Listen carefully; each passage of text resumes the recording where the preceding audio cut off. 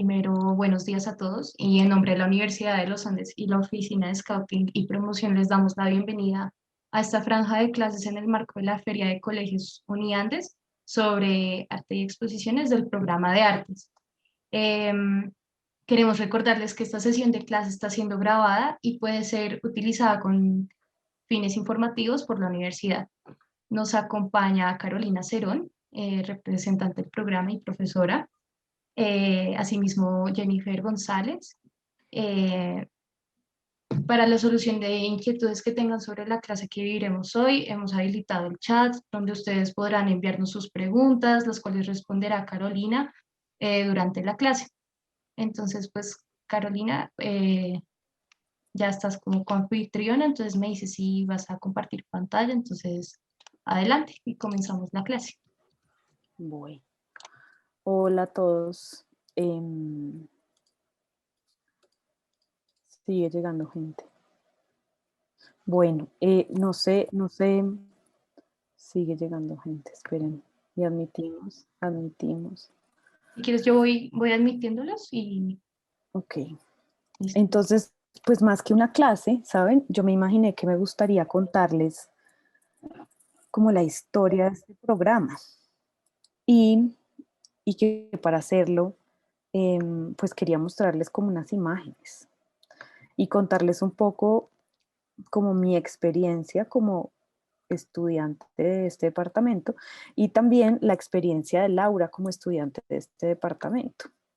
Y empezar como contándoles por el espacio de este programa, y por el edificio y por la historia, porque hay toda una historia detrás de este departamento. Entonces hoy en día este departamento que se llama Arte eh, hace parte de la Facultad de Artes y Humanidades y tiene tres énfasis distintos, es decir, tiene como tres miradas en las que ustedes se pueden enfocar cuando empiecen a cursar sus estudios con nosotros. Una de estas es plásticas, otra se llama eh, MEAT, que significa medios electrónicos y artes del tiempo, y una tercera que se llama el área de proyectos. Espera que me siguen apareciendo que yo tengo que admitir a las personas. Tranquila, igual aquí yo los estoy admitiendo. Ok. Tú también los puedes admitir. Sí, sí, sí. Entonces esta imagen me parece muy bonita porque es esta escuela o este proyecto de un departamento de arte se creó hace muchísimo tiempo y esta imagen me parece muy bonita porque esas tejas siguen ahí, esos caballetes ya no existen, pero me parece muy bonita esta imagen de estas mujeres en clase de pintura con el patio que se ve en la parte de atrás o el campo que se ve en la parte de atrás. Ese fondo que está ahí en ese paisaje ya no existe, porque el campus de la universidad ha cambiado mucho y un poco quiero hacer un recorrido por ahí, como contándoles esa historia. Esta imagen que están viendo acá es el bobo.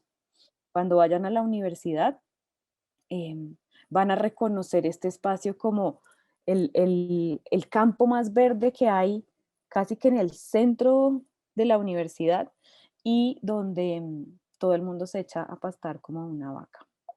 Y es bonito porque es como el lugar más abierto que tiene la universidad.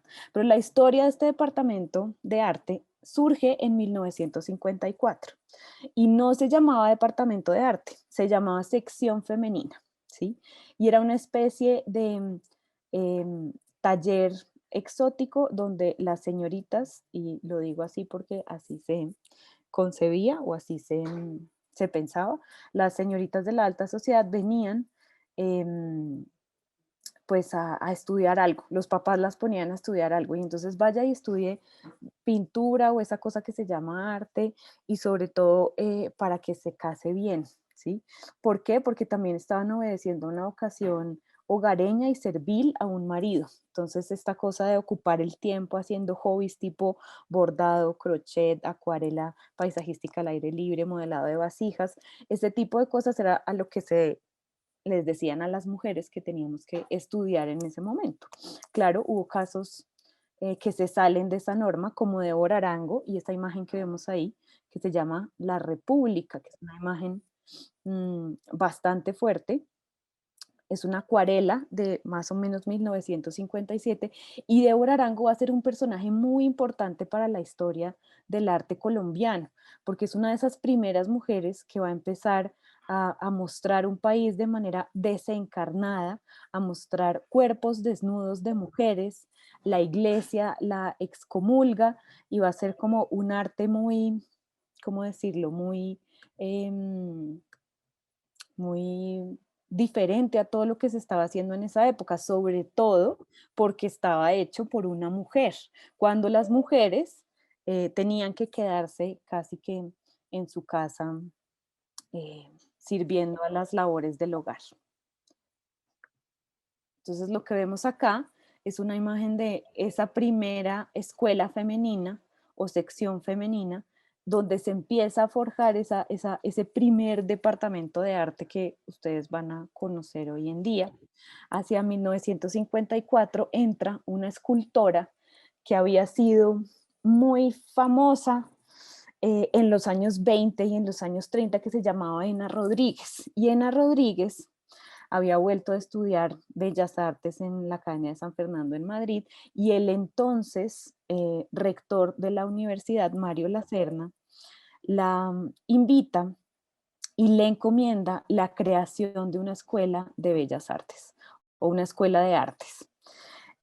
Y curiosamente, la universidad hacia 1954 compra unos predios que tenía la cárcel del Buen Pastor, que los venía ocupando en arriendo, pero que están donde hoy en día justamente es el departamento de arte, donde están es muy chistoso porque justo en la zona donde está toda la Facultad de Artes y Humanidades, antes era un espacio para cuidado de personas con enfermedades mentales que las cuidaban unas monjas y la otra mitad era era una cárcel de mujeres también, ¿no? Entonces, fíjense cómo, curiosamente, las mujeres empiezan a hilar esta historia, no solamente desde el lugar, desde la arquitectura, desde lo que había ahí antes, sino porque este departamento nace como una sección femenina. Entonces se compran unos caballetes y unas mesas y se funda ese primer taller de arte que tenía algo así como 8 estudiantes.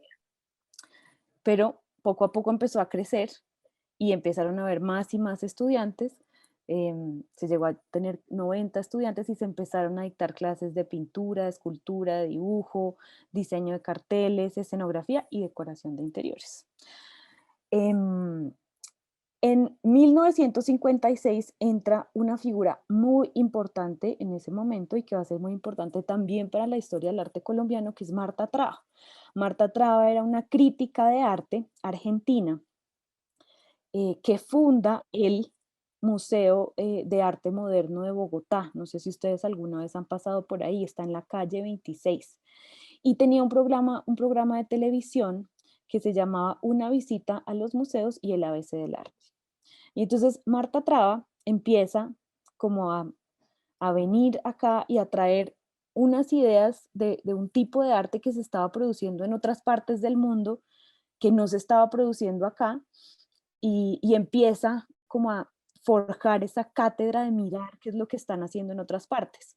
Uno puede pensar a veces que el arte es hacer pintura o hacer escultura, pero si uno empieza a revisar qué era lo que estaba pasando a medida que se va construyendo esa noción de historia del arte, desde los 60 empezamos a ver que la pintura y escultura se empiezan a convertir en una cosa, que hay otros medios que los artistas usan, otras formas de investigar, que investigan, por ejemplo, el cuerpo, que investigan, por ejemplo, desde la filosofía, desde la música, ¿no? Y que el arte no es solamente esa representación plástica o escultórica en 3 dimensiones, que no es solamente la creación de objetos, que hay muchas más aristas y es todo un universo muy interesante para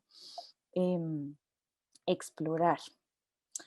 Y bueno, aquí como una parte que dice Beatriz González, que se graduó de este departamento, que las niñas que ella tenía en su clase venían a buscar novio para casarse, por si no conocen la obra de Beatriz González, aquí les estoy mostrando una que tal vez ustedes han visto, está en el Cementerio Central, sobre la calle 26 al lado del Centro de Memoria, Paz y Reconciliación de Bogotá, y estos son sus columbarios, que es esta gran intervención artística que hay sobre las tumbas que estaban desocupadas del cementerio central y que tiene toda una razón de ser. Beatriz González es una artista que va a investigar, va a empezar su investigación plástica a partir de recortes en los periódicos y empieza a ver, empieza a coleccionar recortes de periódicos donde esta imagen de dos hombres cargando un cuerpo se repite constantemente, sobre todo a principios de los 2000 en el periódico El Tiempo y El Espectador. Ella recortaba estas imágenes y y empieza a hacer como una investigación alrededor de esto, luego vuelve esas imágenes una sombra y la replica en estos columbarios que son la parte, digamos, del cementerio central donde eh, se sabe que fue donde más fosas comunes ha habido desde el 9 de abril de 1948, porque fue aquí donde vinieron a enterrar como todos esos cuerpos que estaban em, saliendo de allá. Entonces acá está Marta Traba, que era supuestamente la profesora revoltosa, y dice aquí un estudiante en ese momento que se llama Camila Lobo Guerrero, que después se va a convertir, no sé si alguna vez hayan oído ese nombre, pero Camila Lobo Guerrero es una de las primeras mujeres cineastas en este país. Y dice Camila Lobo Guerrero, Marta era la revoltosa, nos mostraba un arte distinto, contemporáneo y de una manera muy amena. En sus clases no solamente nos hablaba de la pintura, sino que mostró películas colombianas como las de Pinto, que acaba de llegar de París, o las de Pacho Norden, como Camilo el cura guerrillero. También comenzamos a ver la nueva ola francesa y nos hablaba de teatro, de política, y en ese sentido era una gran maestra. Y entonces ese personaje de Marta Traba se convierte en algo muy importante y distintivo de, de este departamento. Otro personaje bien importante es Luis Caballero, porque Luis Caballero, en medio de todas esas mujeres, fue de los pocos hombres, creo que fue el primer hombre, que entró a estudiar en la sección femenina. Luis Caballero es un artista muy reconocido por hacer estos dibujos en carboncillo donde el torso y los cuerpos musculosos tienen un protagonismo muy impresionante. Hay una anécdota muy bonita. No sé si se trate de esta obra en específico, pero Luis Caballero alguna vez hizo una exposición en la galería, em, ay, se me olvidó el nombre de la galería, en la galería, bueno, ahorita me acuerdo el nombre, pero el caso es que uno siempre piensa que en una exposición de dibujos, primero se hace el montaje de los dibujos y después entra al público, ¿no? Eso sería como lo lógico. Pues resulta que en esta exposición de Luis Caballero, él decidió que el dibujo iba a estar terminado para el final de la exposición. Entonces, la exposición se abre y lo que hay es este gran telón en blanco con el artista al lado. Y el artista se va a demorar lo que va a estar abierta la exposición en hacer ese dibujo. Va a ir todos los días a hacer este gran telón que está trabajando en vivo delante de las personas que quieran asistir a la galería. Entonces me llama mucho la atención porque es un ejercicio donde la exposición no se inaugura con la pieza finalizada, sino con la pieza por construir. Y durante toda la exposición, el artista va construyendo la pieza y se inaugura, o sea, está listo el dibujo cuando ya se va a cerrar la exposición. Más o menos a partir del 59 hasta los años 60 ya este programa adquiere como una estructura formal, es un pensum de 5 años y se ordena un poquito ese programa o esa sección femenina de antes y ya se empieza a llamar la Escuela de Bellas Artes. Y se entregaba un título de maestra en Bellas Artes a las primeras egresadas. Fanny Sanín y Julia Acuña, dos pintoras importantes, van a ser unas de esas primeras estudiantes. Y lo que ven ahí es una imagen de El Campito, que cuando vayan a la universidad lo van a conocer, donde quedaban esos talleres de arte. Y en este periodo del 59 al 61 más o menos se hace una especie de transición, porque llega una nueva generación de profesores a la cabeza de Juan Antonio Roda y se divide el programa como en dos partes, en una sección de escultura y en una sección de pintura. Entonces en la sección de escultura está a cargo de Ena Rodríguez y la sección de pintura está a cargo de Roda.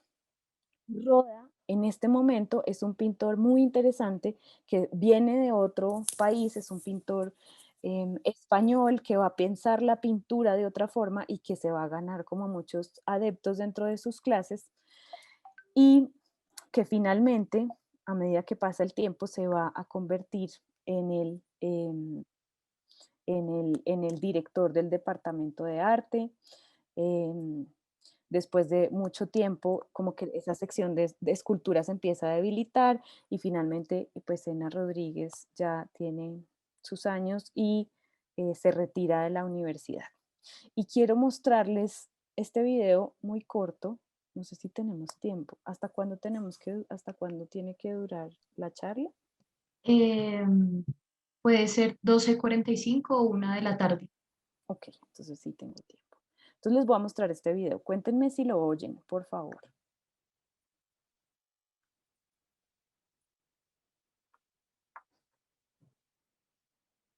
Todavía no tienen que estar oyendo nada.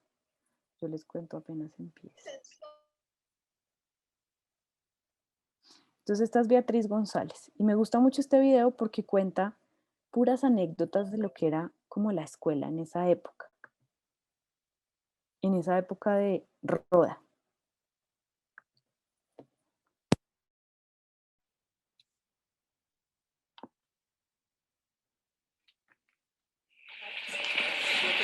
No le toca echar la película de para atrás, echar el rollo al revés. Para presentar este punto de vista de la actividad de Roda como profesor, yo quiero exponerles un poco como hizo Santiago. No alcancé a oír a Billy, pero de todas maneras, el estado de la Escuela de Bellas Artes en 1959 años en que yo entré. La escuela dependía de la Facultad de Arquitectura, cuyo decano era Hans Drews, arquitecto extraordinario, pero él había heredado un defecto, que ya estaba nombrada Ena Rodríguez como directora de la Escuela de Bellas Artes.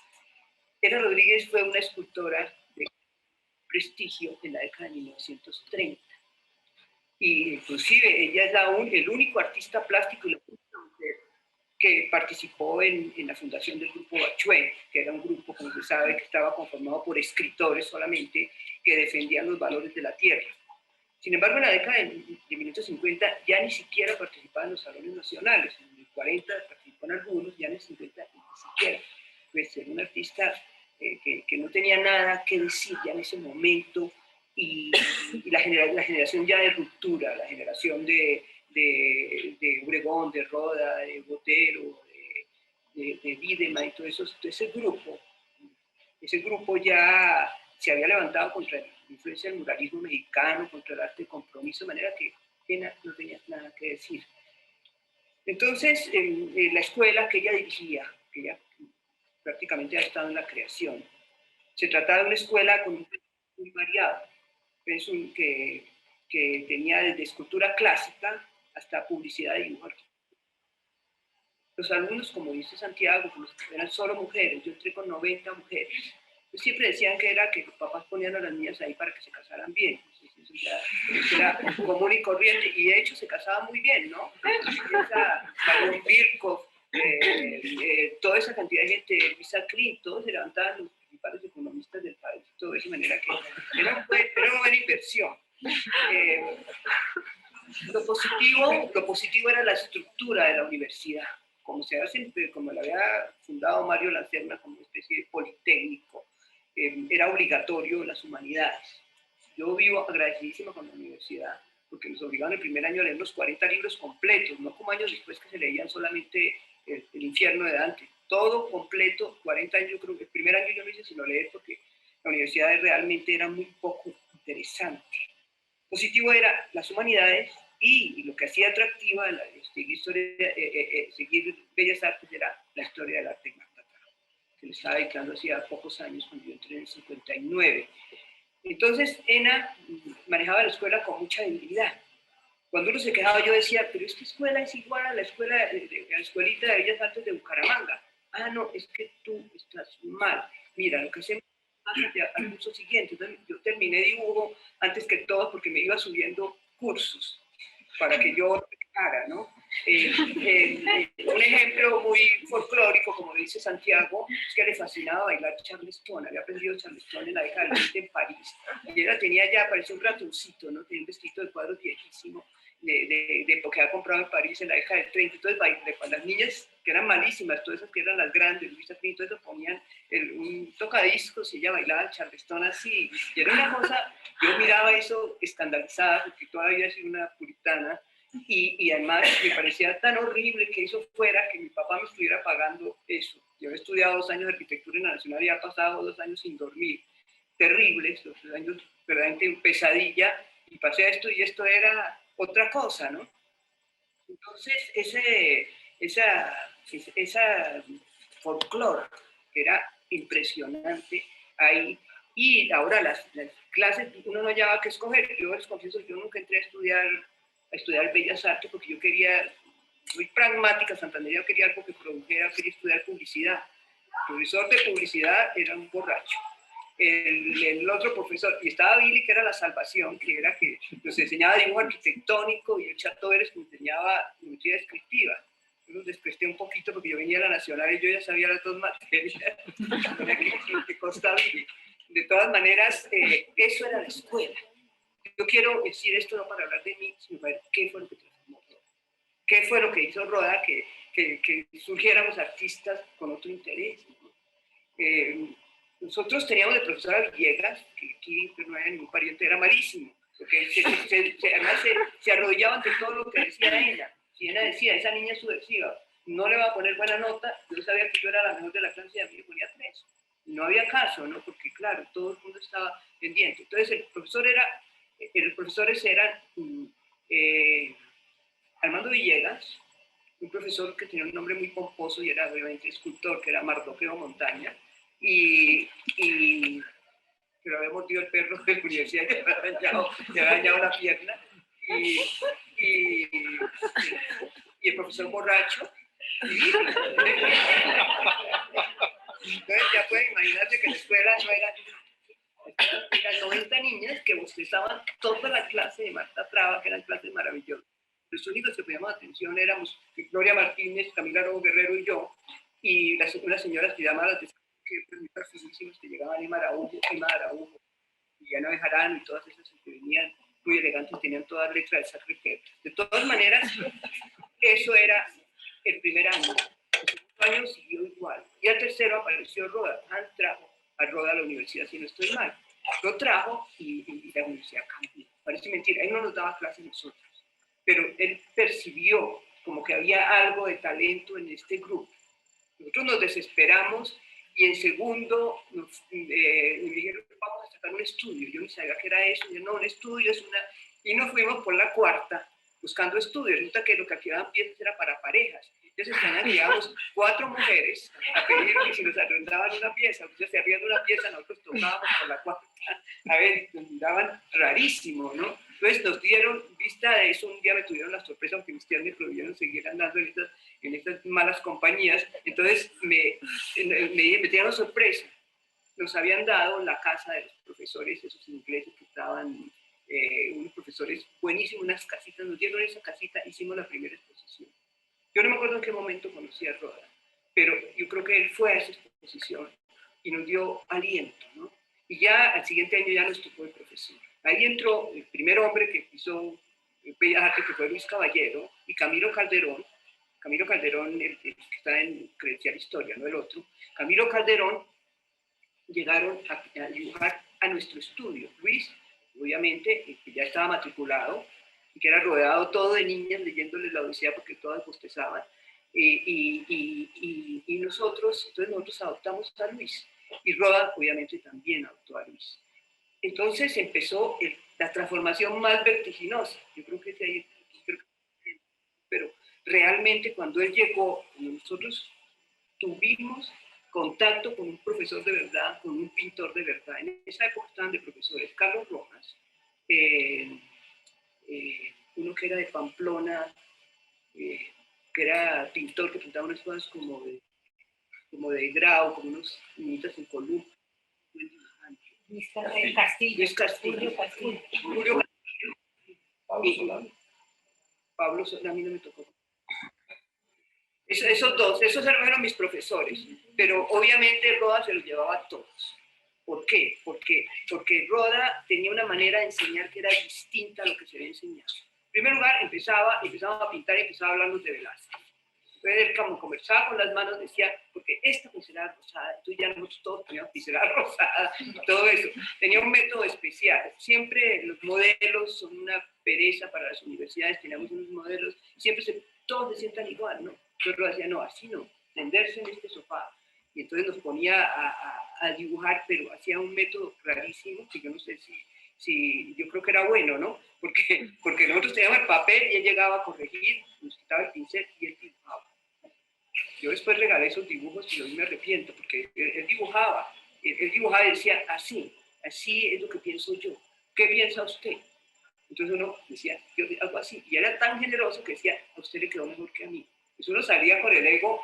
Yo creo que eso ayuda mucho a un artista, ¿no?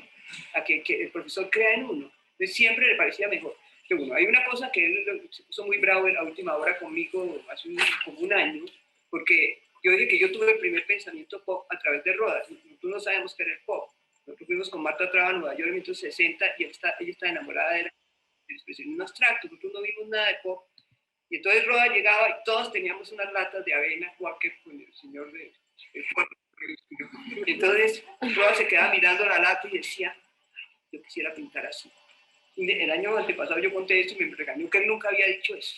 ¿Qué creerían de él? Que era eso. Pero era así, yo miraba ese, decía, ¿por qué este profesor tan bueno, tan maravilloso, hace eso, ¿no? Que nos dice estas platicas que pintar así, cuando él pintaba tan distinto de eso.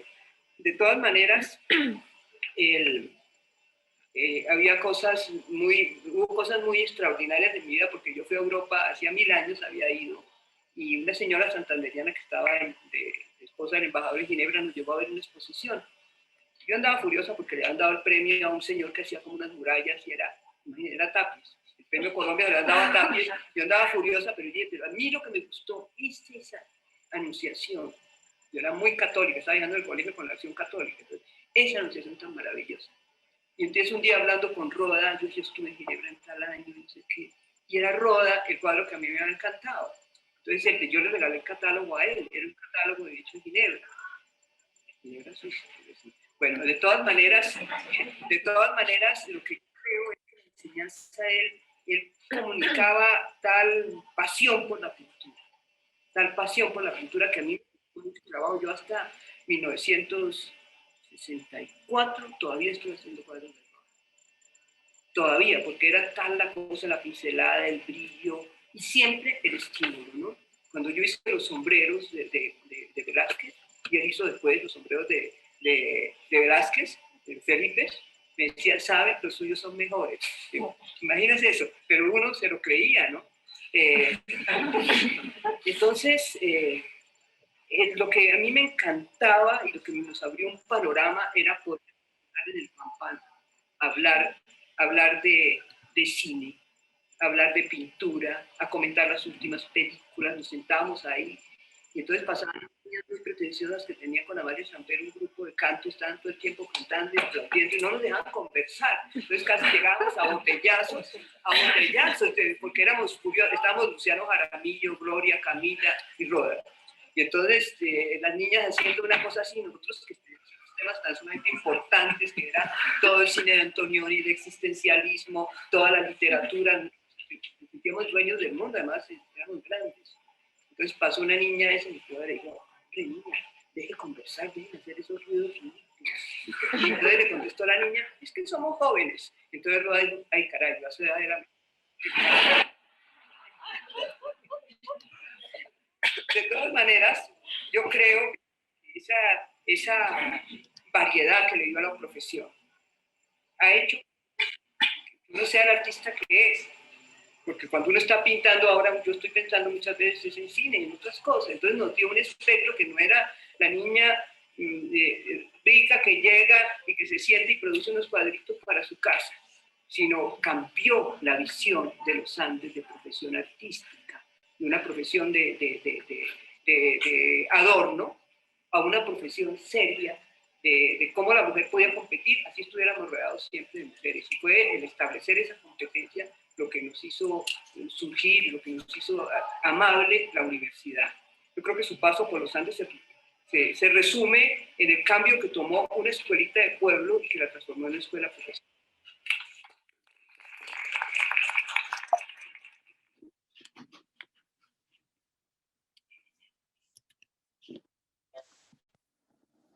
Bueno, chicos, entonces les puse ese video. ¿Sí alcanzaron a escuchar? Sí. Okay. Les puse ese video porque me parece, bueno, por varias cosas. Primero porque esa es, yo creo que la artista viva colombiana más importante que hay en este momento, en la escena nacional y en la escena internacional. Y ahora, espérenme un segundito, voy a dejar de compartir un momento porque se me trabó el computador. Y segundo, porque pasa ahí una cosa como muy amena, ¿no? O sea, ella cuenta anécdotas y fíjense que la audiencia que está detrás de ella se ríe y se ríe mucho, ¿no? Y eso me habla a mí como de una condición que tiene este departamento y es una especie de camaradería que me parece supremamente importante y que todavía existe, ¿sí? Ya puedo volver a compartir pantalla, les voy a volver a compartir pantalla. Entonces, esa cosa que hace Roda, de la que habla Beatriz González en ese video, de hacer una escuela profesional donde se van a mirar otro tipo de expresiones artísticas que no son solamente la pintura y la escultura, creo que es una esencia y un espíritu que va a acompañar el resto de la historia de este departamento. Entonces, esa imagen que ven ahí es el tipo de fotografías que se tomaban Antonio Roda en el campus de la universidad y está jugando cartas con un esqueleto. Y, y claro, como todas las historias tienen, si ustedes se fijan, siempre hay un problema que después se resuelve, pues la historia de este departamento también lo tiene, también tiene esos subes y bajas y como todas esas tensiones. Aquí, por ejemplo, vemos otra imagen de la época de Marta Traba y de Antonio Rueda y aparece María Teresa Guerrero, Camila Lobo Guerrero, Luis Caballero, se están coronando. Luciano Jaramillo, que es otro pintor, está coronando a Marta Traba como la papisa del arte colombiano. Esto es una imagen también dentro de la universidad. Este es el taller de pintura del Campito en 1967. Y esta va a ser como esta generación de artistas muy influenciados por Antonio Roda durante su paso por los Andes. Ahí pueden ver a Maripaz Jaramillo, a Humberto Yangrandi, a Carlos Rojas y a Juan Cárdenas. Y ese paso de Roda por los Andes duró muchísimos años, del 61 al 74. Y, y digamos que después de eso va a venir un quiebre político muy importante en la historia del departamento, pero les quiero leer este pequeño fragmento de un texto que dice: en 1962 Roda cambió el pensum para darle importancia a las clases de taller como eje central de cada semestre, con mayor valor de créditos. Esa idea, o sea, esa idea de que las clases de taller tienen que ser espacios, digamos, donde hay mucho tiempo para que ustedes trabajen y por eso tiene mayor valor, mayor número de créditos, viene de ahí, viene del legado de este señor, de Antonio Roda. Y bueno, esto es como una cosa que me parece muy, muy importante compartirles.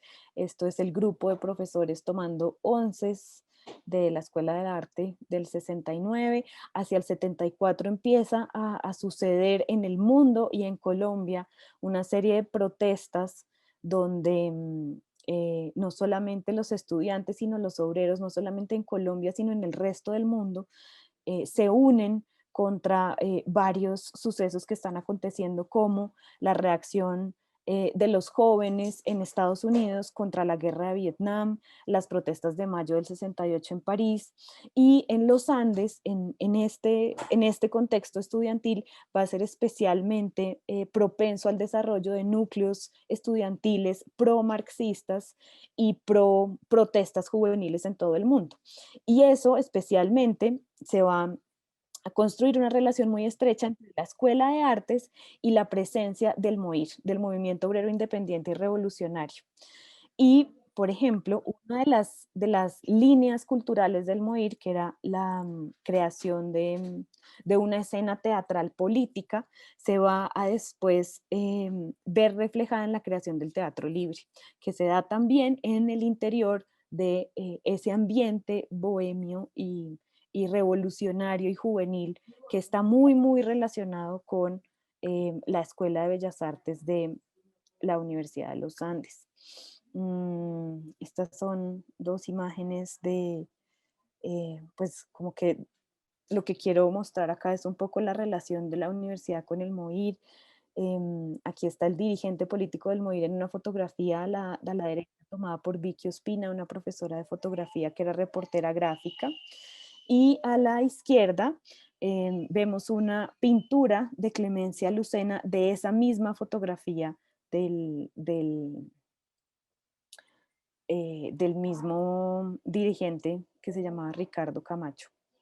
Pero la cosa es que se empieza como a cocinar esta cosa de la Escuela de Bellas Artes no era un foco de protesta y revolución, pero sí era uno de los más visibles. Los estudiantes se empiezan a organizar y lo que están viendo en esa imagen son las protestas masivas de los Andes que se dieron en 1968 con un escalarazo, que se llamó el escalarazo, por al alza de las matrículas, pero que donde los estudiantes de arte, a través de grupos de teatro, diseño de carteles, pancartas, periódicos y happenings, tuvieron, digamos que un papel muy importante. Lo que devino, no es que haya sido directamente esa la consecuencia, pero empezó a pasar que la universidad decidió manejar la presión revolucionaria y llevó a la decisión de em, em, cerrar nuevas inscripciones al programa de Bellas Artes. ¿Sí? Se mantuvo el compromiso de graduar hasta el último estudiante, pero la escuela se cierra.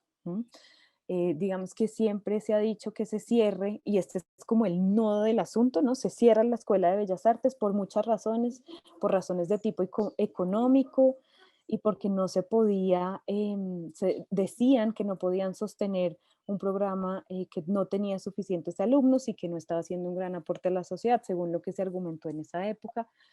Pero era evidente que digamos que esa relación entre el clima político y los movimientos estudiantiles que estaban sucediendo en esa época y el departamento habían influenciado en esa decisión.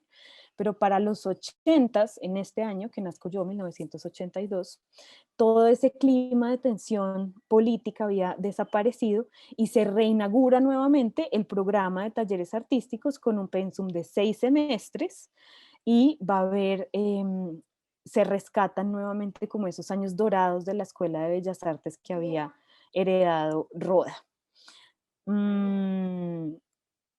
Bueno, hacia el 85 y el 86 se empieza a construir el edificio T, que está en la parte de atrás del bloque R, que es este edificio que ven acá. Este edificio que ustedes ven acá es el que hoy se van a conocer como el TX. Este mismo edificio que existe hace mucho tiempo es exactamente el mismo que me tocó a mí. Y hacia 1997 ya se constituye, como lo conocemos hoy en día, el Departamento de Artes, dividido en ese entonces en 4 áreas, como les decía al principio: artes plásticas, medios electrónicos y artes del tiempo. En esa época había historia y teoría del arte, pero salió a hacer una carrera independiente, y proyectos culturales. Este era el edificio, sala de computadores del antiguo edificio de arte del TX, y es una lástima porque buscando imágenes la verdad que encontré muy, muy poquitas. Esta es otra imagen del R, este es el R que me tocó a mí con ese árbol en la mitad. Hoy en día el R es este bloque que ven abajo. Es el edificio S, perdón, pero está en el bloque R, que está muy cerca. Y esta es la única foto que encontré del antiguo edificio TX, que hoy en día es esto, ¿sí?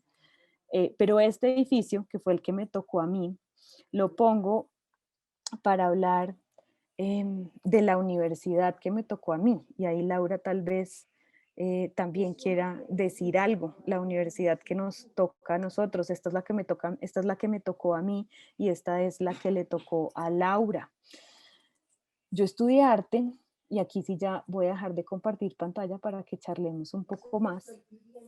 Pero no, quiero que Laura cuente primero tú por qué estudiaste arte y cómo fue cómo ha sido tu experiencia. Bueno, hola a todos y a todas las personas que han llegado hace un momento.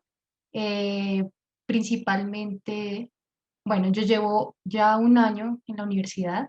Yo entré preciso cuando pasó todo lo de la pandemia, pero yo ya había conocido la universidad en 2019, como el segundo semestre de ese año.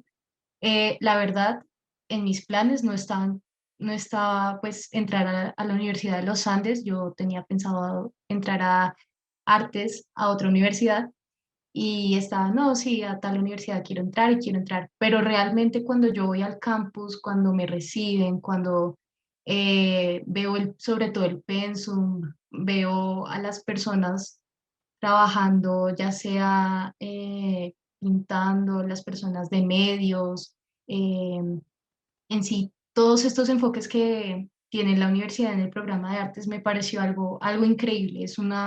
Yo pude visualizar una experiencia muy agradable y claramente así lo fue. Eh, yo sé que de pronto a veces es como complicado mirando y comparando a veces circunstancias así sean económicas, pero la verdad la universidad y desde que entré, lo puedo decir, me ha apoyado mucho para que pueda estar en artes y pues estudiar lo que me gusta, ¿no? Eventualmente entro a artes y como les decía, pues entré en ese semestre, en el primer semestre de 2020 y pasa todo esto de la pandemia, pude disfrutar mis 8 semanas completas yendo pues presencialmente allá. La universidad es increíble, lo que ofrece es increíble, las instalaciones son únicas realmente y más que todo esto de la infraestructura y demás, la gente es muy, muy querida, es muy amable, nunca he recibido un maltrato por nadie, todos nos apoyamos y todos estamos en ese proceso de aprendizaje y eso se sabe, entonces nos complementamos y pues nada, siento que sobre todo el departamento de artes, pues es muy unido, ¿sí? O sea, pues como que pasan muchos proyectos, porque normalmente se ve eso, que son muchos proyectos y que de la nada hacen, ya sea por convocatorias, ya sea por consejos internos, y la gente pues se anima mucho a participar, qué está pasando en la universidad, qué está pasando afuera, cómo podemos intervenir espacios y demás. Y pues la verdad es algo que yo no cambiaría por nada. Llevo un año en la universidad y estoy muy contenta. He podido desenvolverme en muchas cosas, ya sea en mi enfoque, pues hasta ahora comenzaré a ver mi enfoque en plásticas, en fotografía, que es lo que a mí me interesa mucho. Pero pues asimismo he podido participar en ciertos grupos como consejos internos y a la par con otras clases o otras materias, con otras carreras que puedan ser como música o muy afines a lo que es artes. Entonces, pues nada, es realmente increíble estudiar arte en la Universidad de los Andes. Bueno, y yo ahora cuento como mi experiencia también, yo también estudié arte acá también, pero no empecé acá, empecé en la Javeriana en el 2001. Uy, pucha, ya hace mucho tiempo, o sea, hace 20 años. Mm. Y entonces empecé en la Javeriana y me gustaba mucho, pero en algún momento como que ¿Qué me empezó a pasar? ¿Yo por qué estudié arte? Porque era la buena del colegio en la clase de arte, como seguramente les pasará a muchos de ustedes. Y entonces, como yo era la que mejor pintaba en clase de arte, decidí pues que el paso lógico era estudiar arte. Y entonces me aceptaron en las dos universidades y me acuerdo que una de las razones por la que estudié en la Javeriana fue que me entré a la Javeriana, era porque mi mejor amiga iba a estudiar allá y porque no sé por qué tenía como una idea muy absurda que en los Andes la gente era un número. Y entonces, si como uno era un número, entonces se olvidaban de su humanidad. Era una idea muy absurda, no sé por qué tenía esa idea en la cabeza, pero me acuerdo que la tenía. Hice 4 semestres en la Javeriana o 3 semestres y me aburrí muchísimo y me di cuenta como que de pronto ya no era tan talentosa y de pronto después de 1 año y medio ya no me interesaba tanto dibujar y me interesaban otras cosas y, y como que los profesores a veces, no sé, no me gustaban tanto y resulta que en los Andes había unos profesores de los que a veces en clases de historia del arte me hablaban en la Javeriana y entonces uno se imaginaba que eran como unos artistas que vivían por allá en Nueva York en su apartamento en Manhattan, pero no, eran los profesores en los Andes, como me acuerdo mucho que Juan Fernando Herrán era un artista que yo admiraba mucho y del que se hablaba mucho en clases de historia del arte y que aquí pues era el profesor. Y entonces decidí, después de una crisis existencial de no saber qué hacer, decidí meterme a los Andes, cambiarme a los Andes. Y me sorprendió mucho como los amigos de la vida, yo los hice en este departamento, ¿no? Yo no soy amiga de las personas con las que estudié en el colegio, mis amigos de la vida son la gente con la que estudié aquí. Y después de haberme graduado de la universidad, em, y me acuerdo que en esa época de universidad pasaban muchas cosas, todo el mundo hacían un montón de acciones, un montón de intervenciones. Había una parte de la universidad que se llamaba la piscina, que era al frente de la cafetería y que era literalmente una piscina. Y unos estudiantes la llenaron de agua y se metían ahí, y otros hacían playas por una parte de la universidad y hacían performance todo el día. Y era como otra cosa, era como otro ambiente. Em, y me acuerdo, y después me empiezo a dar cuenta que cuando me gradué, pues que yo de pronto no quería ser necesariamente artista, que tal vez esta carrera me había servido para tener una mirada crítica frente al mundo, pero me estaba enseñando también que yo definitivamente no quería ser artista. Y entonces tenía una urgencia también de tipo económico de encontrar un trabajo. Y encontré trabajo, em, me conseguí un trabajo en una productora de televisión, em, un trabajo divertidísimo que ya se llamaba, el cargo era como creativo junior, pero en realidad mi trabajo era ver televisión todo el día e inventarme programas de televisión. A mí me gustaba muchísimo escribir y tenía como una facilidad para hacerlo y los profesores me decían, usted es muy buena en esto, como no abandone la escritura, usted es muy buena en esto. Y entonces en este trabajo pues me tocaba escribir, pero escribir cosas creativas, como escribir programas de televisión. Y ahí estuve como 2 años trabajando y luego decidí que me quería ir a hacer una maestría. Y entonces la maestría que yo quería hacer, a mí me gustaban muchísimo los museos y los espacios expositivos y decidí que me iba a hacer una maestría en diseño de formatos expositivos en Barcelona. Entonces, primer golpe muy duro, odié Barcelona, me parecía como un lugar muy difícil. em, y me dio muy duro como irme de la casa y tener que vivir sola y también como tener que trabajar al tiempo. Bueno, tenía unos ahorros del trabajo que tenía, pero bueno. Em, y no me gustó ni cinco lo que estaba estudiando, entonces decidí no terminar esa maestría y me devolví a Bogotá. Me volví a Bogotá como con la maestría a la mitad hecha, entonces me dieron ahí como un diploma en formatos expositivos, pero fue chévere porque aprendí a pensar esos formatos expositivos desde otra manera. Y después me puse a trabajar en una editorial porque un compañero mío de la universidad, acá en los Andes, que también se había dado cuenta, y eso es algo muy chévere y que yo creo que a toda mi generación le pasa, y hay muchos estudiantes a los que les sigue pasando, y es que se empiezan a dar cuenta que uno estudia arte no necesariamente porque quiera ser artista, sino porque quiere pensar, por ejemplo, proyectos culturales, quiere pensar, por ejemplo, cómo hacer cosas, quiere pensar cómo hacer una película, quiere pensar cómo escribir un libro, lo que sea, cómo ser escritor, cómo ser traductor. Y ahora les cuento como más historias de la gente de mi generación.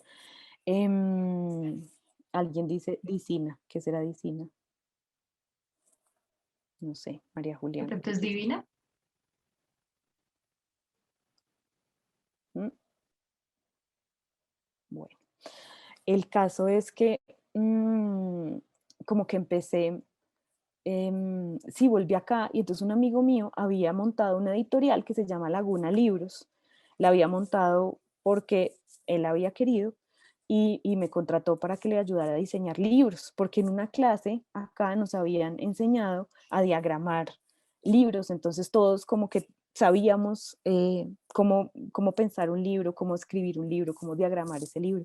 Entonces este amigo a partir de esa clase se inventó una editorial que hoy en día es muy famosa, no sé si alguno de ustedes la ha oído, y se inventó también un periódico que todavía circula al interior del departamento que se llama El González, que todas las semanas sale y donde todos los estudiantes o cualquier estudiante o cualquier persona de hecho puede mandar lo que quiera decir a este periódico. Y entonces después de eso, ¿qué hice? Después de eso apliqué a Colfuturo y decidí que me tenía que ir a hacer otra maestría y me fui a Inglaterra, hice una maestría en industrias culturales, pero mi tesis se trató de pensar la curaduría y pensar lo curatorial desde un formato expandido. Y después cuando regresé a Colombia, curiosamente, conseguí trabajo, necesitaba trabajar porque tenía un gran préstamo que pagar, conseguí trabajo en la Orquesta Filarmónica de Bogotá, muy curiosamente. Y en esa orquesta, y me llamaba mucho la atención porque libros sobre curadores que yo estaba leyendo, había un par de curadores que habían tenido una experiencia de formación en una orquesta filarmónica y pensaban la curaduría como desde como ese papel del director de orquesta, ¿sí? Esa persona que está coordinando que todos sus instrumentos estén sonando al unísono. Y pues en ese lugar aprendí mucho, aprendí a trabajar para el distrito, aprendí qué era el sector cultural en Bogotá, cómo se organizaba, cuáles eran sus estructuras, cuál era el lenguaje que hablaba, porque también tiene una burocracia inmensa. Y después de eso, me acuerdo que conseguí otro trabajo, que fue de coordinadora cultural de una fundación que se llamaba la Fundación Semana, la fundación en esa época de Publicaciones Semana, porque Publicaciones Semana había decidido que aparte de contar qué era lo que estaba sucediendo en el país a principios de los 2000, en la época de las masacres del paramilitarismo, tenían que hacer algo. Y entonces decide crear una fundación que va a trabajar en campo, en un lugar donde había acontecido una de las masacres más importantes de esa época, que fue la masacre del Salado.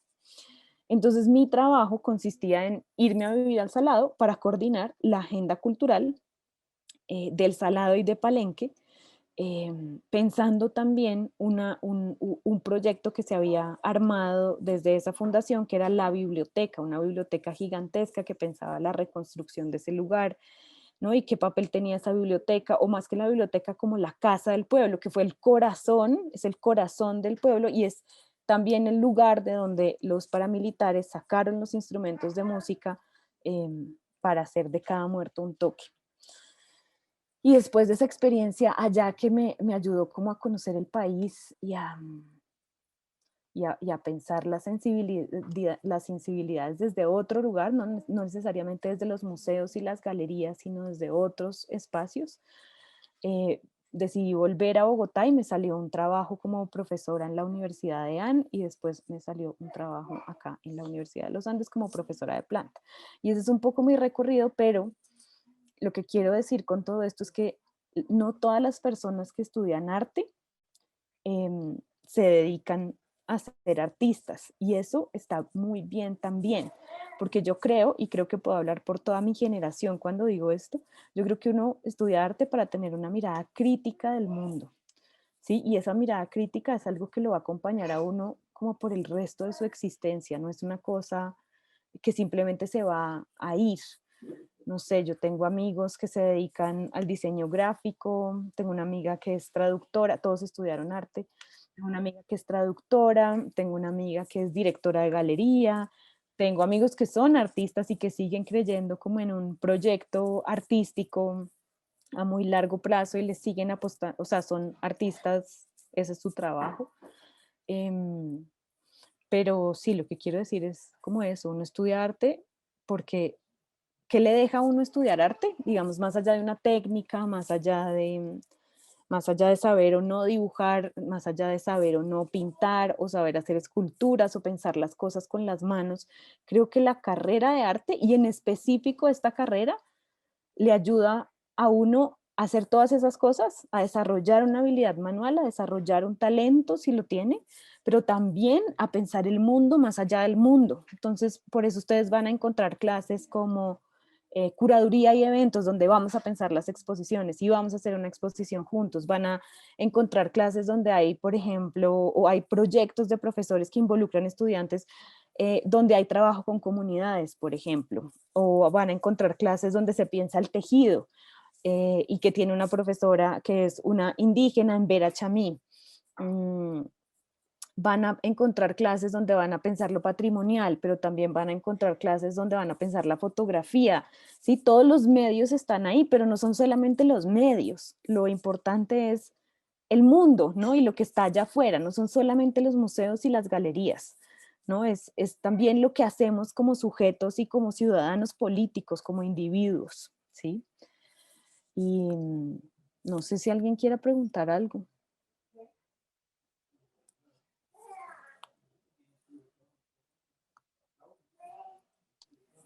Bueno, mientras alguien se anima a preguntar algo y complementando como lo último que dice Carolina, totalmente, o sea, y es algo que todavía pasa y siento que la verdad es una carrera en la que no se desarrolla tan bien como de pronto se podría desarrollar en otras universidades. Y yo lo hablo pues desde lo que he estudiado aquí en la universidad y pueda que mi enfoque sea fotografía y que sea lo que yo piense que por el momento sea mi pasión y lo que quiero desarrollar más, pero eventualmente también o sea, me interesa mucho, no sé, la música. Entonces, ¿qué pasa con el estudio de las bandas sonoras? ¿Qué pasa con la música en el cine? Entonces, también o sea, también como estudiante de arte tengo esa posibilidad de ver esos otros caminos y enfocarme también en ellos, pero también si me gusta la cerámica, si me gusta el grabado, si me gusta la serigrafía. Entonces, es una carrera en la que tú puedes hacer cualquier cosa y muchas cosas al mismo tiempo y no necesariamente estar como en una casilla de solo este enfoque, no es algo tan amplio que uno se siente tan bien porque uno siente que está experimentando, está conociendo muchas cosas que eventualmente, pues al final, cuando de pronto uno salga y se gradúe, pueda hacer todo esto junto o al final decir, no, sí, solo me quiero ir por fotografía, pero lo ves todo y, y nada, y pues es increíble, la verdad. Creo que hay una pregunta. ¿Qué tipo de, Laura, qué tipo de materias hay en la carrera de diseño? No sabríamos decirte porque esta es la carrera, Sí, aquí no, estamos es hablando de de la arte, carrera de arte, pero hay muchos estudiantes que hacen doble con carrera diseño, con diseño. em, muchos. y pues, ¿qué dice? Por ejemplo, no sé, yo tengo un estudiante en este momento que está haciendo la tesis al mismo tiempo de arte y de diseño. ¿Qué le pasa a él? Que en diseño le exigen mucho como el prototipo, que haga el texto, que piense como todas las partes de antes.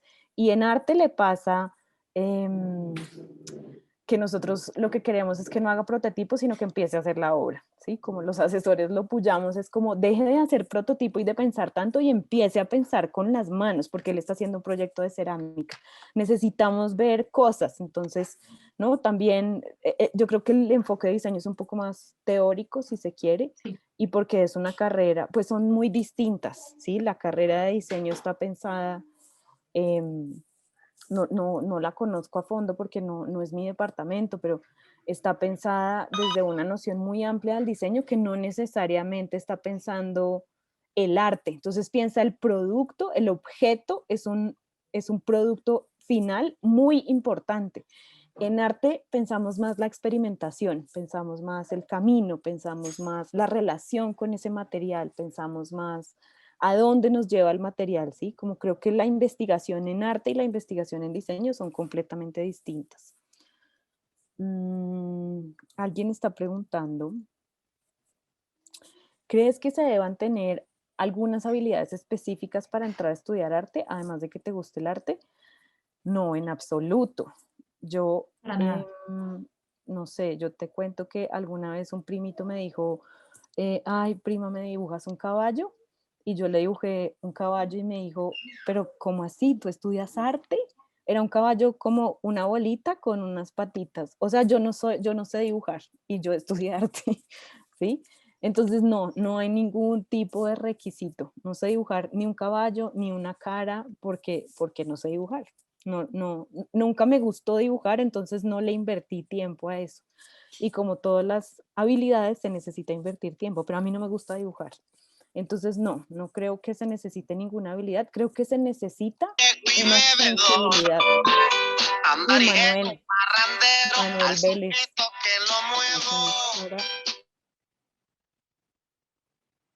Ya.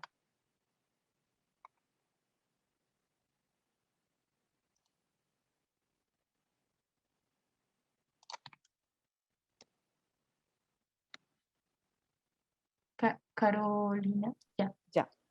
Ujú. No creo que se necesite ninguna habilidad. Es que una persona que se llama Manuel Vélez tiene el micrófono prendido con una música muy dura. Ya. Entonces, no creo que se necesiten habilidades. ¿A qué se refiere el enfoque de artes del tiempo? Muy buena pregunta.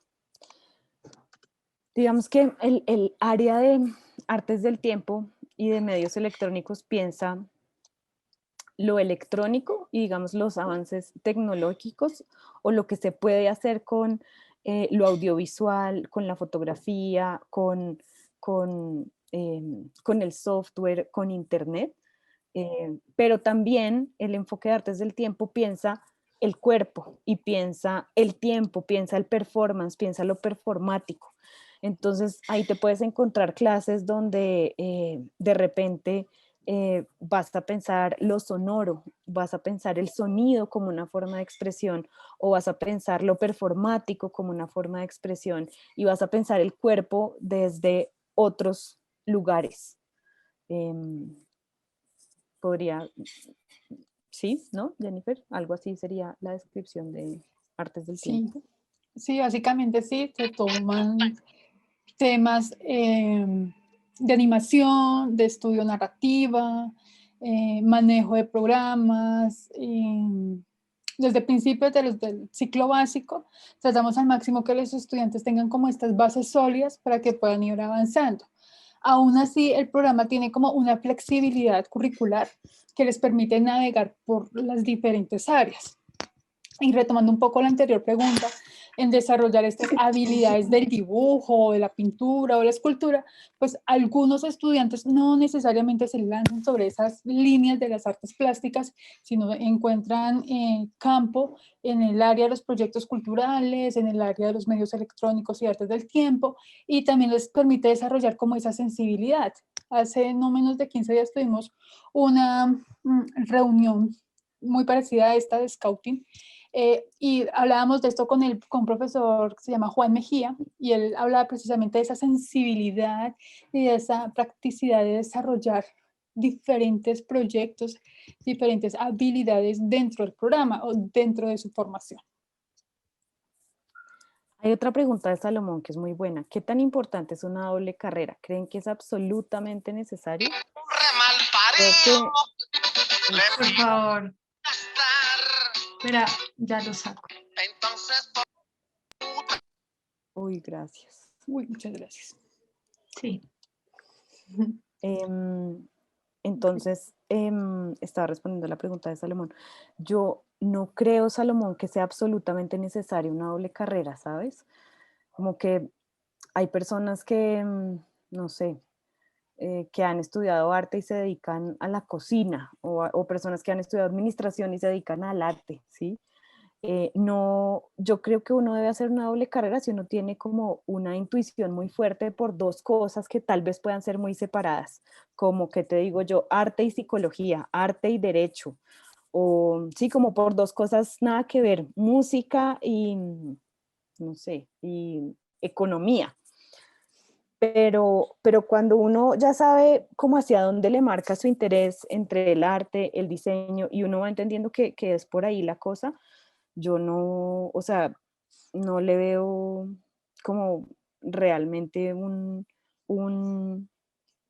como una necesidad. Y te voy a dar un consejo que me dio un profesor que se llama Jaime Borja, que es un profesor de historia de esta universidad, cuando yo estaba muy emproblemada porque no sabía sobre qué estudiar mi maestría. Y me dijo una cosa que no se me va a olvidar nunca, y es el pregrado es como una iniciación, pero como a lo que uno se va a dedicar realmente en la vida es el posgrado, ¿sí? El posgrado es como lo que uno realmente va a hacer, pero en el pregrado como que uno, no sé, yo siento que uno se tiene que dar permiso de seguir sus intuiciones. eh, Como este cuento de que si uno estudia arte se va a morir de hambre, eso es un cuento chino. No, no yo, porque pues yo soy profesora, pero todos mis amigos, incluso los que son artistas, pues no se mueren de hambre. ¿Qué clase de trabajos tienen los egresados de esta carrera? Pregunta Maleja Piñeros. Em, Muchos, muchísimos. Lo que te digo, yo tengo amigos que trabajan en agencias de publicidad, tengo amigos que son diseñadores y tienen, por ejemplo, un estudio de diseño. Conozco personas que se dedican a la cooperación internacional enfocada en lo cultural. Conozco personas que se dedican a la gestión cultural desde trabajando para el gobierno, bien sea a través del Ministerio de Cultura o de la Secretaría de Cultura, como trabajando para galerías y museos. No sé si ustedes se fijan, el Banco de la República, la jefe de la sección de artes, que se llama Laura Sarta, es una egresada de este programa. Se dedican muchos a ser artistas. Conozco personas que se dedican al cine, conozco personas que se dedican a construcción de guiones, conozco personas que se dedican a dirección de arte. La dirección de arte es la que piensa el escenario en el mundo audiovisual, por ejemplo, en una película. El director de arte es el que piensa todos los muebles, el que piensa una paleta de colores en relación a esos muebles, el que conversa con el director para crear ese guión, para que dé cuenta de que el escenario es como el director lo quiere y que tiene que conseguir todos esos aparatos. Lo conozco porque tengo una amiga muy cercana que se dedica a eso. ¿A qué más se puede dedicar un estudiante de arte? Se me vienen como todas esas labores a la cabeza. Hay muchos que son músicos, curiosamente, terminan haciendo música. Muchos son profesores de universidades y de colegios. Muchos son sí, diseñadores web, eh, publicistas, eh, cine. Lo audiovisual también es un campo muy, muy amplio. Lo cultural, el campo cultural también es una cosa amplia e importante, y la gestión cultural. En algún momento del comienzo de la carrera se pide portafolio. No, no se pide portafolio en algún momento del comienzo de la carrera. La idea también es, como yo siempre les digo a los estudiantes, no empiecen a armar sus portafolios cuando se gradúen, empiecen a armar el portafolio desde primer semestre, porque el portafolio es una cosa bien importante cuando se van a graduar, cuando se empiecen a mover en el mundo del arte, si quieren dedicarse al mundo del arte, a tener conversaciones con curadores para participar en exposiciones. Hay que empezar a construir ese portafolio y esa hoja de vida, ojalá desde una época bien temprana. ¿Cómo es el proceso de admisiones? Pregunta Mariana Orozco. ¿Toca presentar un portafolio o examen de ingreso? Jennifer te contesta No. más claramente esa pregunta, pero no. No, no hay ningún portafolio. Se hace por corte IFEX, es decir, con ese examen de educación superior que presentaron, no sé, ahorita en marzo, o los que lo presentaron en noviembre del año pasado, con ese examen es que ingresan. Hay unos ciertos cortes, es decir, un número o unos resultados, más de 300, para poder ingresar. Y el programa de arte... meter usted en la vida ajena para que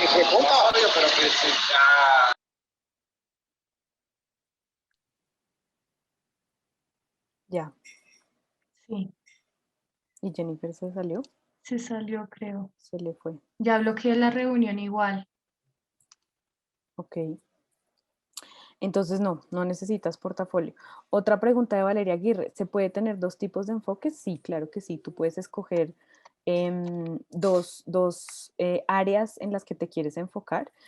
Y también hay un enfoque que se llama libre, o en este momento se me olvida el nombre porque a ustedes si entran a estudiar acá les va a tocar un nuevo pensum, pero hay un enfoque que te permite tomar clases de las áreas que quieras. Entonces, si por ejemplo quieres enfocarte un poquito en pintura, pero también quieres ver algo de medios y también algo de proyectos culturales sin necesidad de enfatizar profundamente a eso, lo puedes hacer. ¿Sí? Por eso casi que hay 4 enfoques, ¿no? Plásticas, medios electrónicos y artes del tiempo, proyectos culturales, y un cuarto que podría ser uno que navega las 3 áreas, pero que nunca se inserta del todo. Y en ese cuarto tú ves las materias que tú quieras, tú armas tu programa como tú quieras, ¿sí? Buenas tardes, una pregunta. ¿La carrera en entornos digitales y conceptualización artística digital, animación está en el programa? Espera. Sí, exactamente en el área de medios audiovisuales y de medios electrónicos y artes del cuerpo y artes del tiempo, perdón, vas a aprender todas este tipo de cosas como entornos digitales, animación digital. Sí, hay clases específicas para cada una de esas cosas. Que si tenemos cine o comunicación audiovisual, no tenemos cine, pero en arte hay una línea que se llama medios electrónicos y artes del tiempo que piensa la comunicación audiovisual precisamente, que piensa el cine, que piensa la manera de hacer un corto. Hay varias clases además de cine dentro de los CBUs, pueden ver cine colombiano con Pedro Adrián Zuluaga, arte y cine con Lucas Ospina. Hay varias clases de cine a través de toda la oferta de la universidad. A mí me gustaría estudiar administración de empresas con arte, pero honestamente me preocupa mucho cómo sería el proceso porque siento que son carreras muy diferentes. Entonces me gustaría saber cómo podría actuar en este caso, si debería ser doble carrera o si en administración puedo meter materias de arte. Laura, puedes hacer cualquiera de las dos opciones. Cuando tú te inscribes a cualquier programa de la universidad, hay una cosa dentro de tu pensum que se llaman CLES, cursos de libre elección. Esos cursos de libre elección te permiten ver la materia que tú quieras de toda la oferta que tiene la universidad. Entonces, digamos, tú estudias administración y quieres ver pintura, quieres ver figura humana, la puedes meter.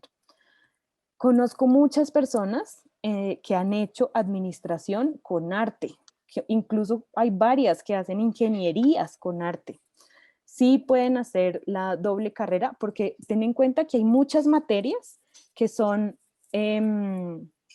¿cómo se diría? Son paralelas y las tienen que ver todos los estudiantes. Entonces todos los estudiantes de la universidad tienen que ver los CLES. Esos CLES con que ya los hagas en arte o en administración te los valen en las dos carreras.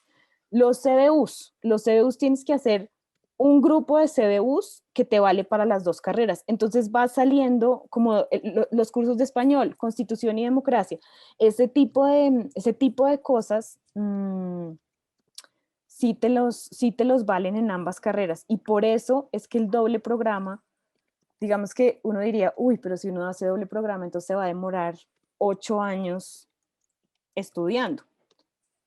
No necesariamente. Se va a demorar muchísimo menos porque muchísimas de las clases te las van a valer por, por 2. O sea, te las van a valer por una. ¿Sí? ¿sí? ¿Qué materias se ven en arte? Ya te voy a mostrar. Ya te voy a Oye, grande mostrar. hijueputa, gonorrea malparida hijueputa. Ya, yo ya estoy aquí. Voy a sacarlo. Ya, Voy a ir qué respondiendo pena con mientras me usted. carga la pregunta de Sara Rico. A mí la verdad me encanta dibujar, pintar y me gusta crear cosas, pero la verdad no sé qué carrera podría ser la mejor para mí, como dibujo técnico o algo así. Pues Sara, es una decisión muy personal, pero si lo que te gusta es dibujar, creo que un proyecto en arte podría ser tu lugar. Em, También puedes pensar una carrera en diseño o en arquitectura, si lo que te gusta es más un dibujo técnico. En esta carrera se piensa el dibujo de una manera muy experimental también. Ahorita te voy a mostrar qué clases hay apenas me cargue. Buenas tardes. ¿Cuándo comenzarían las prácticas presenciales en esta facultad en caso del ingreso a la universidad? Las prácticas las puedes hacer más avanzado a lo largo de tu grado. Si, por ejemplo, tú eres del énfasis de proyectos, puedes, en vez de hacer una tesis, puedes hacer una práctica, ¿sí? Esperen y les voy a mostrar el plan para que miren qué tipo de clases se ven. El nuevo, ¿cierto? Sí, el nuevo. Entonces, hay 3 énfasis, como les cuento. Hay un énfasis en plásticas, medios electrónicos y prácticas de lo público, que se llama, que es básicamente proyectos culturales. Y en prácticas integradas es el que les contaba, que ustedes pueden tomar distintas opciones de los 3 énfasis y no hacer solamente uno. Entonces les voy a mostrar acá el penso. En el primer semestre, por ejemplo, ustedes todos, no importa de qué énfasis vean, tienen que ver estas clases. Una clase de taller básico de dibujo, un taller del tiempo, que es el taller de primer semestre de artes electrónicas y de medios electrónicos y artes del tiempo, junto con una historia del arte de 2 créditos, y tienen que ver estos cursos de escritura universitaria 1 y 2 y un CBU, ¿sí? Estos cursos que aparecen acá, donde estoy señalando, son los cursos que les estaba explicando que no importa qué carrera estudien en la universidad, los tienen que ver. Por eso el doble programa se hace más fácil, porque si uno sale de todos estos CLES y de todos estos CBUs que hay acá y de la Constitución y de Democracia y Escritura Universitaria, ya lo que le quedaría enfocarse en cada carrera pues es, digamos que más fácil de cumplir. Para el segundo semestre van a seguir viendo, no, perdón, esto fue el primer semestre, luego van a ver un taller básico de fotografía y una clase que se llama Acciones de Escucha, donde se piensa el sonido y lo electrónico del sonido como una manera de crear. Luego, hacia segundo semestre, van a ver taller básico de pintura, expresión experimental, van a ver un taller básico de prácticas de lo público. En este taller lo que vamos a hacer es una exposición de primer año, vamos a recoger todo eso que se hizo en ese primer año y vamos a pensar cómo vamos a mostrar todo ese material. Van a ver un taller básico de escultura y una clase que se llama objetos activos. Luego, a partir del ciclo intermedio, que ya entrarían a tercer semestre, van a escoger un taller de cada uno de los énfasis que ustedes quieren y van a tener una lectiva dentro de la Facultad de Artes y Humanidades, que pueden escoger clases de periodismo, de humanidades digitales, de narrativas digitales, perdón, de historia del arte, de música, de teatro, la clase que ustedes quieran. Luego, hacia cuarto semestre, están en su taller de énfasis, en el énfasis que ustedes hayan escogido, y van a tener un taller técnico. Un taller técnico es un taller donde nos gusta pensar que se va a explorar una técnica específica. Entonces, por ejemplo, pueden meter taller técnico de maderas o taller técnico de... Sí, es una clase pensada, es una clase corta de 8 semanas, pero es una clase pensada para pensar una técnica en específico. Y luego continúan con su taller de énfasis alrededor del quinto semestre. Luego va a haber un taller interáreas donde todas las áreas se van a mezclar y donde van a tener que ver un taller electivo de otra de las áreas. Luego entran a taller avanzado de énfasis, van a tener que ver un taller electivo de otra de las áreas, otro taller técnico, otro electivo FACARTES.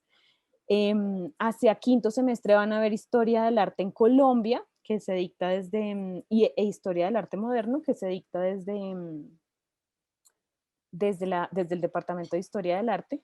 Y hacia séptimo y octavo semestre, acá también, cuando se cierra el ciclo intermedio, hacemos un cierre, hacemos una exposición que reúne estos 2 años de trabajo.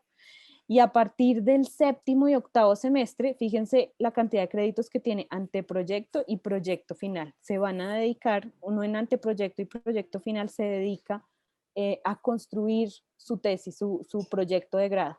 Uno escoge un asesor y se dedica todo un semestre a pensar ese anteproyecto, y en octavo semestre se dedica todo el semestre a pensar el proyecto final. Hay estudiantes que no hacen proyecto final, pero hacen prácticas, y es aquí donde se vienen a hacer las prácticas, ¿sí? Eso es más o menos un recorrido por esa parte. Jennifer les pone ahí un link por si quieren encontrar más información. Qué pena, es verdad que no van a llevar el seminario, y qué pena, es verdad que no van a llevar al seminario de arte del maestro Botero. No entiendo esa pregunta, Pilar Tamayo. La verdad, creo que estas fueron una de las cuentas que estaban saboteando, Carolina. Ok. Entonces, Ok. ¿Cuáles son los puntajes de las áreas de la prueba saber que debemos tener? Depende de cada carrera. En este link que encuentras acá, seguramente te dan el puntaje de la prueba. Yo les sigo diciendo ICFES, de la prueba saber. pues, de mi experiencia, yo tuve 3.15. Pues, por si alguien piensa que ¿Te de pronto es acuerdas más cuánto alto, era el realmente corte? no. Es que No, depende de las en carreras. arte no es No es tan muy, alto. En no, administración es súper alto. En ingeniería es medicina. súper alto. En medicina es alto. Pero en arte no. En arte realmente no. O sea, lo que yo les digo, 3.15, e incluso compañeros que tenían 200, que te digo, 170, 200 algo por ahí, nada, están aquí en la universidad. No se preocupen mucho como por el puntaje para artes, ¿no? Sí. Valeria, que si la carrera ofrece becas por puntaje de ICFES, no necesariamente. Hay una beca por promedio, que es la beca Bideman, que creo que se sigue ofreciendo. El estudiante que mejor promedio tiene lo becan. Y lo que les contábamos al principio, hay un crédito condonable del 30%, porque esta es una carrera especial. Y las carreras especiales dentro de la universidad tienen ese beneficio. Entonces, si uno hace cuentas, como les contaba al principio, por ejemplo, entre la Javeriana y los Andes, la Javeriana vale menos, pero dura 10 semestres. Los Andes vale más, pero dura 8 semestres. Entonces, quítale 2 semestres más y quítale además, si tú necesitas aplicar a ese descuento del 30%, se te hace efectivo y al final, pues termina saliendo más barata los Andes que la Javeriana. Por esas dos cosas, porque son 2 semestres menos y porque tienes el 30% del descuento, ¿vale? Salomón, ¿a partir de qué semestre se puede hacer un intercambio y qué tan difícil es estudiar afuera? No es ¿Quinto? tan difícil. A partir de quinto, creo, no es tan difícil. Tienes que tener un promedio de 3.5, que es bastante fácil de tener, y tú aplicas al interior de la universidad, que se encargan de cómo hacer el intercambio específico con la universidad en la que a la que tú te quieras ir. No es nada difícil. Conozco estudiantes que se han ido a Japón, a otros lugares de Latinoamérica. En mi época se iban mucho a Londres. No es nada difícil, la verdad. Es simplemente aplicar. Eso sí tiene como unos tiempos, todo hay que hacerlo con mucha anticipación. O sea, a uno le toca como casi que un semestre antes de irse a hacer todo el proceso, ¿sí? Laura Pérez. Para el proceso de admisión, ¿solo es entrar con un máximo de 300 del ICFES o también las notas de noveno, décimo y 11? ¿Y entrevista? Eso, ¿Cómo es eso? eso No. le preguntó Laura Restrepo, pero pues, dale. Sí, no tenemos ni entrevista, el puntaje del ICFES ya les contamos, no necesitamos notas de grado de noveno, décimo y 11, es el corte del ICFES, no hay ningún proceso adicional. ¿Qué diferencias hay entre arte y diseño? No sé si yo respondí esa pregunta o si Silvana Sí. quieres que la repita, la respuesta. Silvana Gómez. Mira, yo creo que diseño es una carrera muy enfocada en la venta de objetos o en el producto final es un objeto, ¿sí? Y arte es una carrera mucho más enfocada en la experimentación y en la experimentación de distintos lenguajes, de diversas maneras de pensar, de diversas maneras de hacer, ¿sí? En diseño se piensa mucho el objeto como producto final, en arte se piensa más la experiencia, la experimentación, las posibilidades, ¿no? Una vez empieza un proyecto, por ejemplo, y no sabe cuál va a ser ese lenguaje de ese proyecto, y ese proyecto puede tomar muchos caminos, entonces puede que el camino de esa cosa que yo me estoy imaginando y que estoy pensando sea la fotografía, o puede que sea la pintura, o puede que sea una serie de acciones en la plaza de mercado de la perseverancia, ¿sí? Hay como muchas maneras de investigar en arte. Desde mi punto de vista, y diseño es como mucho más teórico y mucho más enfocado en la funcionalidad de un proyecto, de un objeto, perdón, un objeto que tiene que ser utilitario. En arte no pensamos el uso de los objetos, ¿sí? Pensamos los objetos por su belleza, por su potencialidad, por sus diferentes formas de expresión, pero no necesariamente porque sean utilitarios. Mariana Correa pregunta qué tipo de práctica se podría hacer.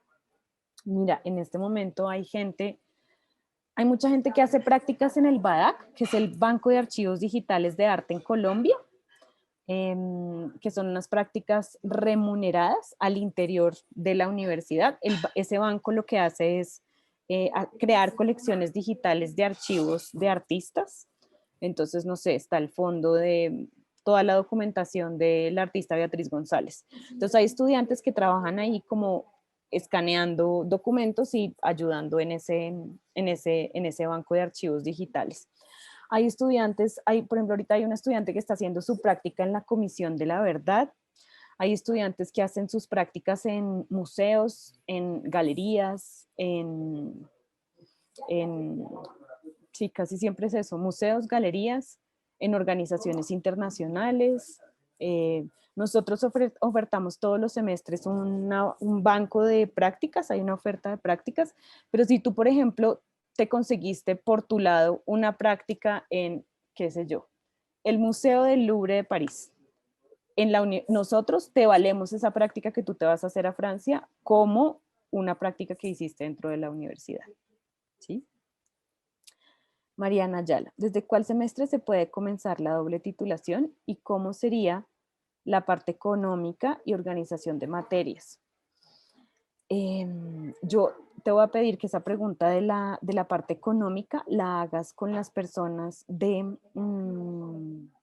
apoyo financiero, porque no Ya sé les comparto en el cómo chat. es la parte, no sé cómo es la parte económica. Y lo que yo he visto, los estudiantes, acuérdate que aquí cada estudiante organiza su horario. Es decir, ustedes van a ver clases con gente de primer semestre, con gente de quinto semestre, con gente de sexto semestre, ¿sí? Ustedes nunca tienen como un curso fijo. Entonces, hay gente que, por ejemplo, mete materias de no sé, una estudiante que se me viene a la mente en este momento, ella ha visto como todas las básicas de ingeniería biomédica y todas las básicas de arte. Entonces, como que un semestre ve 3 materias de ingeniería biomédica y 2 o 3 de arte, ¿no? Y las va repartiendo poco a poco y así va haciendo como al mismo tiempo las 2 carreras. Entonces va como en quinto semestre en ingeniería biomédica y en cuarto semestre en arte, ¿sí? Las va haciendo poco a poco. Y la organización de materias depende de cada estudiante. Digamos que tú estás estudiando arte, pero con administración, y quieres un semestre, quieres sacar adelante solo administración, entonces metes solo materias de administración. Y el otro semestre quieres meter solo materias de arte, entonces metes solo materias de arte. ¿Sí? Piden un cierto nivel de exigencia por parte del inglés. Sí, para graduarte necesitas hacer el TOEFL o presentar o hacer los cursos de inglés que están al interior de la universidad. Y por otro lado, hay clases que tienen lecturas en inglés, hay clases en inglés para las personas que quieran, digo, no clases de inglés, sino clases en inglés. Pero para entrar no necesitas mostrar ningún examen oficial de inglés, no. Pero al interior del programa, cuando entres, sí se te va a exigir que tengas un nivel de inglés para graduarte. Creo que esas son todas las preguntas. Sí, yo creo que esas son todas. ¿Alguien más quisiera preguntar?